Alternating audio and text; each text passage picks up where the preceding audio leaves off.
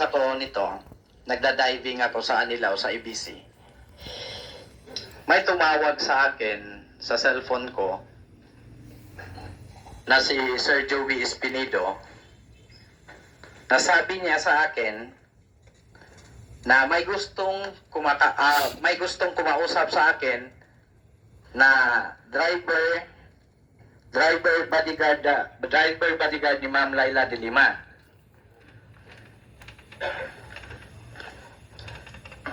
So tinanong ko si Sir Joby nito, ano ba yung pag-uusapan namin? Sabi sa akin ni Sir Joby na kayo na lang ang mag-usap sa driver bodyguard ni Ma'am de Lima. So pagkatapos noon, umano ng 3 oras kasi nag-dive ako nito. Pagkatapos tumawag ni Sir Joby, proceeding na ako sa dive. Kasi yung pag-dive is 35 minutes to 45 minutes yung sa ilalim eh. So, umahon kami, nagpahinga. Pag ng mga 3 oras, tumawag sa akin na nagpakilalang driver bodyguard daw siya ni Ma'am Laila. Sa panahon na yon, sa pagtawag niya, pinapasabi daw sa akin ni Ma'am Laila na kailangan ng pondo para sa 2016 election. Sabi ko sa driver bodyguard niya, pag-iisipan ko muna, hindi kasi sa mga katulad naming mga illegalista o nag-aano ng shabu o mga illegalista, hindi kami agad-agad nakipag-usap, lalo na sa mga nasa gobyerno. Sabi ko sa driver bodyguard niya nung tumawag sa akin, Sir, pag-iisipan ko muna yan at saka i-confirm ko muna bago tayo mag-usap, ipagpatuloy ang pag-uusap natin. May tatawagan lang ako ng mga kakilala ko na tao. So, ako ang tumawag nito eh. Ikaw ang tumawag nga. Tinawagan ko si Jaguar. Kinonfirm ko sa kanya. Isa kang sinungaling talaga noon o ngayon. Totoo ba tong makipag-transaction sila ang tao ni Ma'am Laila at magpro-protectar sa gaya nating mga negosyante. Sabi naman sa akin ni Jaguar, totoo yan pre, kasi magkumpare kami. Tawagan mo doon sa loob para i-confirm mo talaga kung gaano katotoo. So tapos ang may nag-usap ni Jaguar, tumawag ako kay Peter ko. Nung pagtawag ko ni Peter Grabing ko, mga connection mo sa tinanong ko droga. kanya na, boss, totoo ba tong boss? Magbibigay tayo ng SOP kasi tumawag sa akin yung driver ni Ma'am Laila de Lima, ang pinapakilala niya sa akin. Totoo ba to na hindi tayo iwan ito sa ere? Kasi parang hindi ako makapaniwala sa kanya eh. Sabi ng amo ko na sa loob sa Ilibid, kasi yung time na to, August 2015. Tong time na to, amo ko na to si Peter ko. Kumukuha na ako ng shabu sa kanya. Yan. Itong time na to. Amo mo Sinabi na si niya sa Peter akin, ko ah. okay naman. Yan si Ma'am Laila. Sana yon.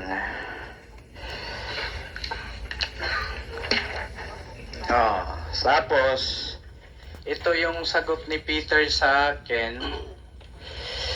Okay, pale.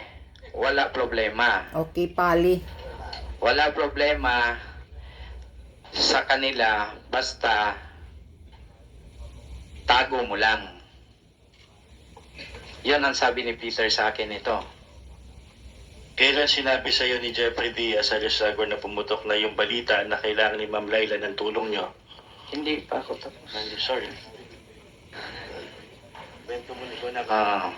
Nung nag-usap kami ni Jaguar, Abogado mo yan sa sinabi din gilid sa akin mo ni ah. Jaguar na, pre, kailangan talaga ng pondo daw nila ni Ma'am Laila para sa 2000 election. Tapos ang inuutosan niya, yan driver bodyguard niya. So ikaw, okay pre. So yon, dumating ang panahon na tinawagan ko na si Peter ko, kinonfirm ko sa dalawang tao na malalaki. So nag-confirm naman sila sa akin na totoo na hindi ka talaga iiwan yan sa ere pag magkaroon ka ng problema. So yon, nagkausap kami ni Peter ko, sabi ni Peter ko sa akin, okay pale, wala yan problema. Basta tago mo lang kung anong pinag-usapan ninyo. Yun. Okay na. Kailan sinabi sa iyo ni Jeffrey Diaz alias Jaguar na pumutok ang balita na kailangan ni Ma'am Laila ang tulong niyo? On that day pa rin, nung nasa Anilaw ako, Agosto, mga first week of Agosto siya. Nasa Anilaw pa rin. Bago mo tawagan si Peter ko, nagkausap kayo ni Jeffrey Diaz alias Jaguar? Oo. Okay. Ano sumunod na nangyari? Sumunod na pangyayari yon, sabi ni Peter na okay daw yon si Ma'am Laila, totoo daw. Okay pale, so pale, wala yan problema. Tapos nang lumipas ang 2 araw nun, tumawag ulit sa akin yung driver ni Ma'am Laila de Lima na nagpakilala sa akin na driver siya. Nagpakilala sa akin na driver siya. After nung nag-dive ako sa Anilaw, tumawag sa akin ang driver ni Ma'am Laila de Lima na ako yung tumawag sa'yo nung isang araw. Sabi ko, okay sir, pag-usapan natin ang dapat natin pag-usapan. So yun, nagsimula na yung negosasyon namin. Ano pangalan ng driver? Nung una kong pagbigay sa kanya ng pera at saka yung nag-transaction na kami, nagnegosasyon na kami, hindi ko pa siya kilala kung sino siya. Kasi hindi ko pa siya nakilala sa panahon na yon. So on second time na nagbigay na ako ng pera sa kanya, doon ko na siya tinanong kung sino ang pangalan niya. Sinabi niya sa akin sa second time na pagbigay ko ng pera, siya si Ronnie. Hindi, wala pa tong wala pang Dayan to, Ronnie. So, yun. Ang pangalan niya. Doon ka nagbigay mismo sa driver? Oo. Ako pa talaga ang nagbigay kay Ronnie sa pera na pinabigay ko na cash. Cash ah. Ano ang naging kasunduan niyo tungkol sa bigayan ng SOP ni Ronnie, kung mayroon man? Nag-uusap kami ni Ronnie noong time na yon, August 2015, nung nag-uusap kami ni Ronnie, hinihingi niya sa akin ang halagang 2 million pesos buwan-buwan. Pero hindi ako nagbigay nito kasi hindi ko to kaya. Tumawad ako sa kanya hanggang umabot kami ng 700,000 pesos monthly. At sabi niya, nung tinawaran ko itong 2 million, kasi ang sabi niya, pareho na lang kayo ni Jaguar. Kasi same level naman kayo eh. Sabi ko sa kanya na, sir, yung yung sinasabi mo na level kami ni Jaguar, hindi ako level ni Jaguar. Underling ako lang ni Jaguar, mababa ako sa kanya. So tumawad ako sa sinabi niya na 2 million monthly. So nagkasundo kami ng 700,000 monthly. So sabi niya sa akin, nung tumawad ako ng 700,000, sabi niya na sige, sabihin ko muna kay ma'am kung okay ba. So, naputol yung istorya namin. Pagkatapos nung naputol na, at ilang sandali, tumawag siya sa akin. Sabi niya, okay daw okay daw yung 700,000 a month, pero magbigay ka daw ng goodwill na 2 million pesos. Grabe ha, may goodwill pa ha. 2 million ha. Grabe Goodwill talaga na to. ang kurakot ni Saba. So, sabi ko sa kanya, o sige, magbibigay ako pero hindi sa ngayon. Kasi bubuuhin ko pa tong perang to kasi may kalakihan. So, nung nabuo ko yung pera, nag-text na ako sa kanya after 2 days, nabuo ko yung pera. Tumawag na ako sa kanya na, oh, sir, nandito na yung pera, buo na. So, yun, nag-usap na kami para saan kami magkita. Ito na yun, di ba? Naibigay mo ba yung 2 million na goodwill money kay Ronnie? Oo, nabigay ko to. So, nung nag-usap na kami ni Ronnie, kung saan kami magkikita, kasi nabuo ko na yung 2 million na para sa goodwill, nag-usap kami. Sabi niya, magkita na tayo pare, sa ano na lang, sa MOA. Kung saan sa MOA? Sa building E ng MOA, sa parking lot. So, sa 5th floor, ang sinabi niyan sa akin sa time na yon. So, pumunta ako, pasado, 1:00 ng hapon. Doon kami nagkita sa building A sa MOA. Sa building A sa MOA, sa parking lot. Pinapunta niya ako sa 5th floor. Pagtawag ko sa kanya, saan sa parking lot daw, sa 5th floor. So, umakyat ako sa 5th floor. Iko, nandito na ako sa 5th floor, sir. Sabi niya, ano ang sasakyan mo? Iko, Grandia, na puti. Sige, baba ka sa 4th floor. Dito ka pumunta sa poste na may marking na letter key. May Fortuner dito, tumabi ka. So, pagtabi ko, so tumawag siya sa akin, bumaba ako, tumabi ako doon sa kanya, tumawag siya sa akin, ikaw yan, pre. Ikaw yan, Win? Oo, ako. So, binuksan ko yung pintuan, binaba niya naman yung niya, yung window niya. Sumilip lang siya. So, pagkita ko nga confirm, siya ang kausap ko. Binuksan niya na yung driver side niya. Inabot ko na yung pera. Sabi ko sa kanya, ito na sir. So, inabot ko sa kanya, umalis ako kagad. May kasama ka ba Ganyan ang nung transaksyon ha. makapagkita ka kay Ronnie? Oo, meron akong kasama yung driver ko na ang pangalan niya ay si Ervin. May kasama ba si Ronnie nung panahon na yon? Hindi ko napansin kasi tempted yung niya sa likod, tapos wala namang nakasakay doon sa yung front seat. Nabanggit mo kanina na maliban sa 2 million pesos na goodwill money, mayroon ka pang obligasyon kay Ma'am Laila na 700,000 pesos. Nakapagbigay ka ba sa kanya nung nasabing halaga? Hindi ako nakapagbigay ng 7,000 pesos monthly. 700,000 pesos monthly dahil tumawag sa akin at sinabi ng driver niya na, pare, ang sabi ni ma'am na bago mag-eleksyon, kailangan makabigay ka ng 8 million pesos. At mag-usap na lang tayo pagkatapos ng eleksyon. Ano daw ang pag-uusapan ninyo pagkatapos ng eleksyon? Sinabi niya tungkol sa protection ko, sa negosyo ko, at sa area na pwede kong papasukin. Kailan mo nalaman na yung nagpakilalang driver bodyguard ni Ma'am Laila ay si Ronnie Dayan?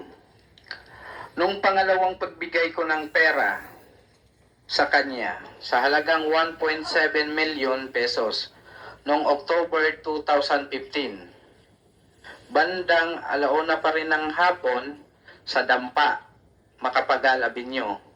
Nagkita kami sa isang restaurant na malapit sa kainan ni Claire de la Puente.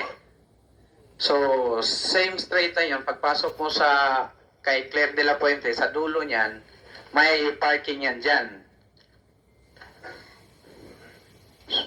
So, nung inabot ko sa kanya yung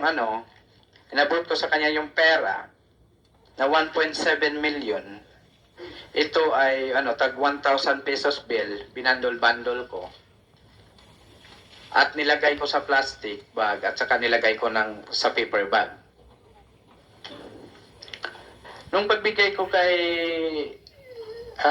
Sir Dayan nitong time na to, ito na yung time na tinanong ko na siya sa pangalan niya. Para malaman ko talaga kung sino yung pangalan niya kasi wala siyang binigay sa akin na pangalan. Ang binigay lang niya ay driver bodyguard lang daw siya. So naniniguro na ako nito sa time na to. Nabanggit mo rin na sinabi sa iyo ni Ronnie Dayan na ang kanyang hinihingi ay para kay Ma'am Laila de Lima. Subalit sa dalawang okasyon na iyon na nagbigay ka ng pera ay wala naman si Ma'am Laila. Hindi ba sumagi sa isip mo na ginagamit lamang ni Ronnie Dayan ang pangalan ni Ma'am Laila de Lima? Sa time talaga na yon nagduda na ako kasi wala akong nakita o tinig man lang ni Ma'am Laila. So nagduda na ako talaga sa kanya na baka hindi to nakarating tong pera to kay Ma'am Laila. Ang pera na ibinigay ko ay buhay ko ang nakataya nun. Kaya naniniguro na talaga ako. Kaya na may duda na ako na baka hindi to nakarating sa kay Ma'am.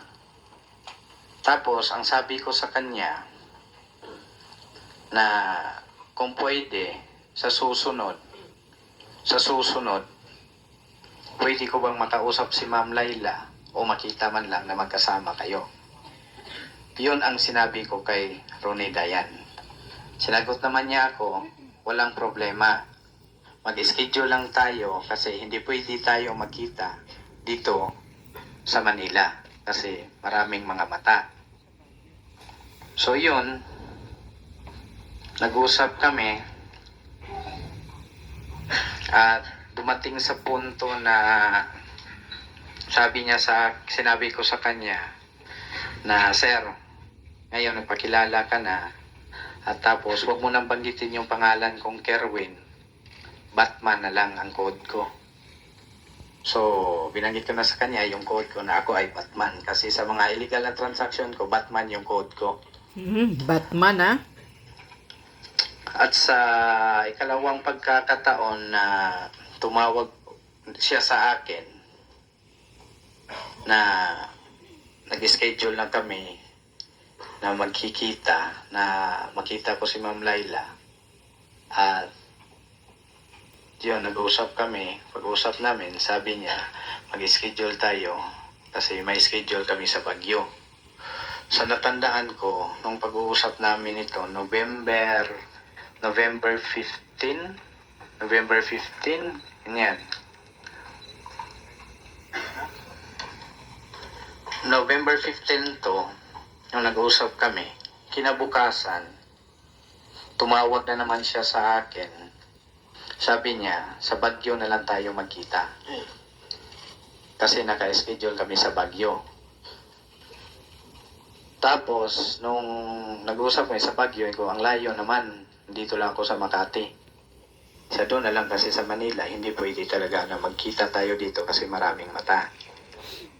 So yun, kinabukasan, umalis na ako ng Manila papuntang Baguio. Pagdating ko doon, doon kami tumuloy sa Transcend na Alexandra Residencia. Doon kami natulog kasi dumating kami doon ito alas 4:30 ng madaling araw.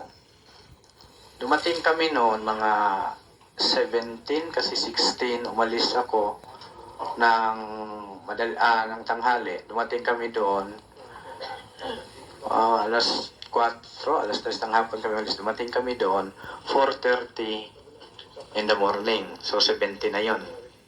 So nagstay kami sa Transcend na to ng 2 araw. Inantay ko yung tawag ni Ronnie.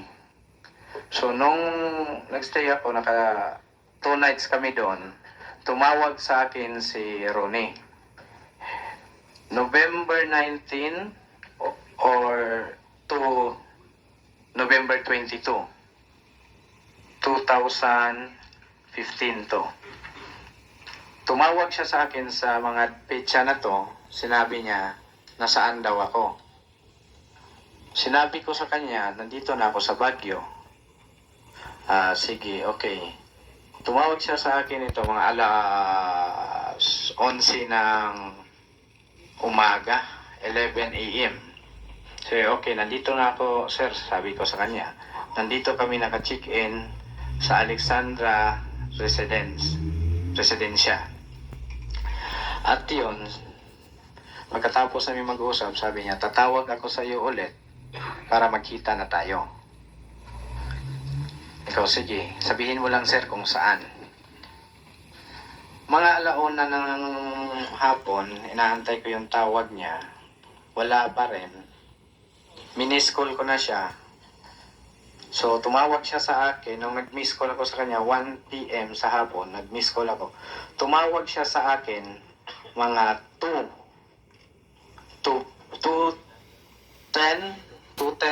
o 2:20 ba yon ng hapon. Sabi niya, sige, dito na kami. Punta ka dito sa Burnham Park. So, tapos niya, huwag mong kalimutan dalhin ang pera na para kay Ma'am Laila. So, yun. So, siguraduhin mo lang, sir, na makita ko si Ma'am o makausap ko man lang siya. So, yun. Tinawagan niya ako. Nag-proceed na ako doon sa Burnham Park. Nag-parking ako sa harap ng Burnham, yung may kainan dyan. Hindi ko na ano yung kainan na dyan. Sa Burnham Park. Nag-park ako doon, tapos tumawag ako sa kanya, sir, nandito na kami sa Burnham, pero dito pa kami sa parking. Sige, baba kayo. Nung bumaba kami, kasama ko yung asawa ko at mga anak.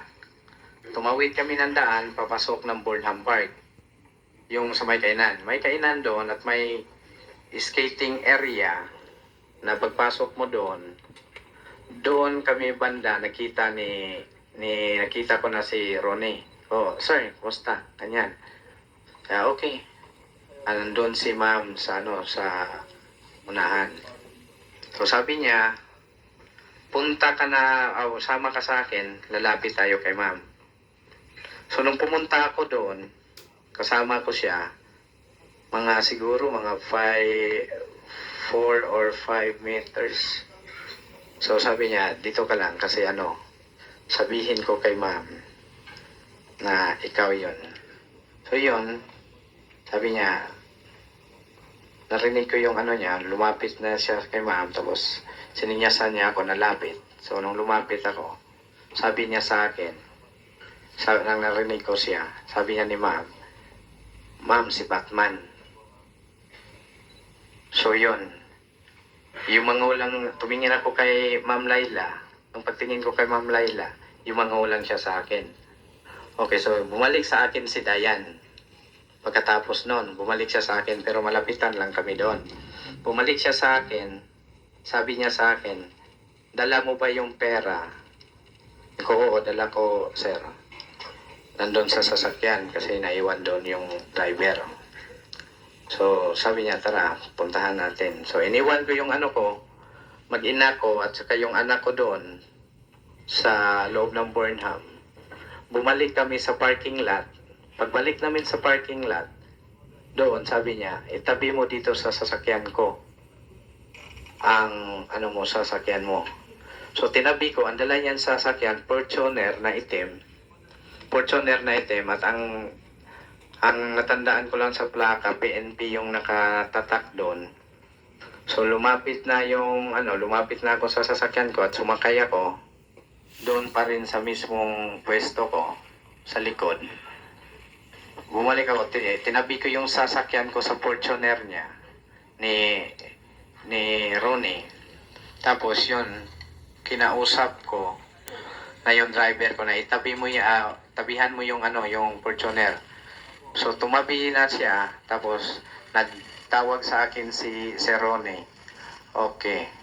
Sige, dyan lang park. Pag park, inopen niya yung driver side niya. Inopen ko din yung slide ng Grandia ko. Inabot ko sa kanya yung pera na ang nilagyan ko, paper bag pa rin. So yun, pagka natanggap na niya yun, so bumalik kami sa pinagparking na namin dati. Nagpark kami, bumaba ako. Nung pagbaba ko, so pabalik na kami doon sa pabalik na kami sa loob ng Burnham. Pagbalik namin sa Burnham, kasama ko na, bumaba na din yung driver ko. Magkasama na kami doon sa pagbalik ng Burnham. Tapos bumaba na rin si Sir Dayan. Nandoon siya nag-abang sa amin sa may entrance ng parking gate. Sabay kaming pumasok. Sabi niya sa akin, "Oh, ano ngayon? Naniniwala ka na? Nakita mo na si ma'am?" Go, "Oo naman." So pumasok kami. Bumalik kami sa pwesto nung may mga bisikletahan ng bata. Kasi nandun, iniwan ko yung pamilya ko. Sabi niya, "Pwede ka namang magpa-picture kay ma'am. Lapitan mo." Kasi alam naman niya eh. So yun, bumalik kami doon. Tinawag ko yung asawa ko. "Ma, halika, pa-picture tayo ni Ma'am Laila." So nagpa-picture kami kay Ma'am Laila. Pagkatapos noon, nagpa-picture kami. Pagtapos ng picture, nag-shake hands ako sa kanya at nag-ano ako ng "Thank you, ma'am."